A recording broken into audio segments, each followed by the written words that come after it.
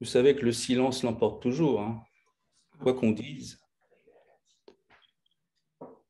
le silence a gagné. Ça finit toujours par du silence. Et dans l'esprit, c'est pareil, en fait. Ça finit toujours dans la présence. Reste ce qui est.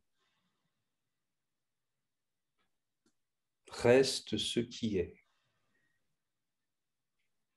C'est ça contempler. On est avec ce qui est. Tout simplement. Et surtout, on le savoure, on le reçoit. On est participant. On n'est pas ailleurs. On se consacre à ce qui est. Puisque ce qui est, voilà, spontanément, sans effort. Magnifique. Pourquoi pratiquer une chose qui s'accomplit d'elle-même? Ça n'a pas de sens. Le silence s'accomplit de lui-même. Il suffit de lui laisser la place. Et la présence, c'est la même chose.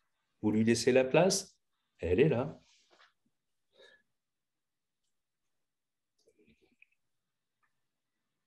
Lui laisser la place. Voilà. C'est comme ça qu'on se reconnecte à elle.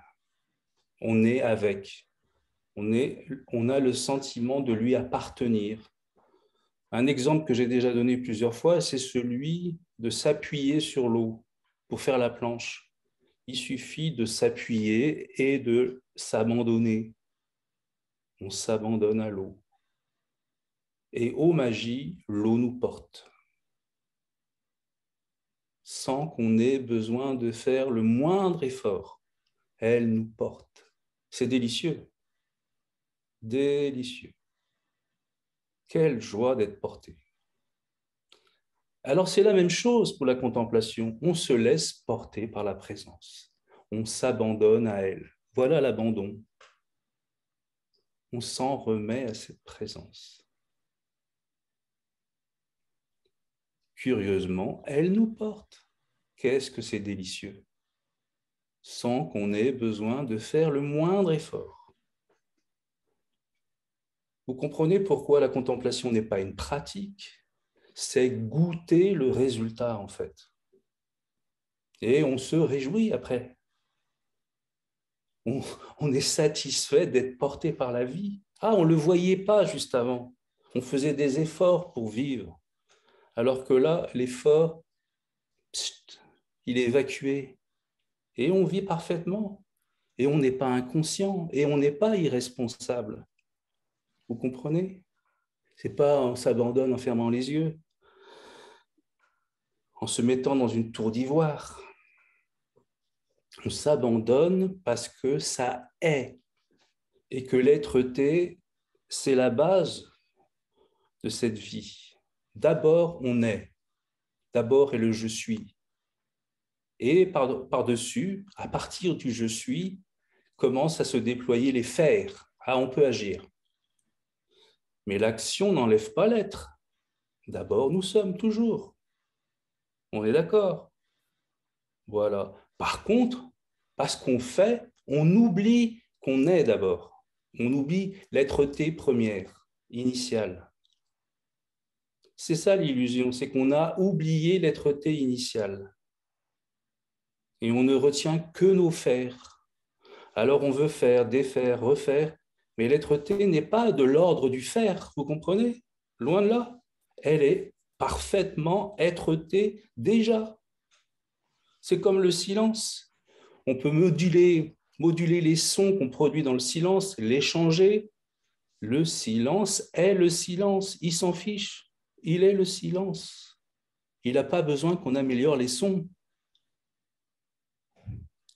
Alors c'est pour ça qu'on n'arrive pas dans la contemplation, parce qu'on veut toujours améliorer nos faire. On ne veut pas voir que nous sommes avant tous les faire. Et que ce qui reste après tous nos faire, eh ben, c'est justement cet avant, cette primauté qui n'est pas de l'ordre du faire à nouveau. Elle est spontanée. On s'éveille à cette spontanéité. Vous comprenez? Une fois que vous l'avez vu, dit bon sang, c'est toujours là. Oh la vache, c'est incroyable. D'abord je suis, mais oui, bon sang, quand même. Tout ce que je fais, ça sert à rien. Oh, ça sert à rien. Cud, comme diraient les jeunes, cud.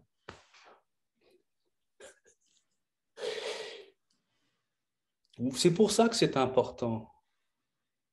Et c'est pour ça qu'on devient humble dans nos fers, parce qu'on voit qu'ils ne servent pas à grand-chose par rapport à la vérité. Nos fers servent aux fers. Ils servent à toute la construction du personnage, bien sûr. C'est à ça qu'ils servent. Voilà. À la confirmation du personnage, à son jeu, à son déploiement. On fait, on défait, on refait. Voilà tout ce qu'on fait et tout ce qu'on sait faire. Cependant, notre nature, elle, elle est. Voilà. Et elle nous attend parfaitement dans cette êtreté. Et cette êtreté est en nous, bien sûr. En nous, ça est.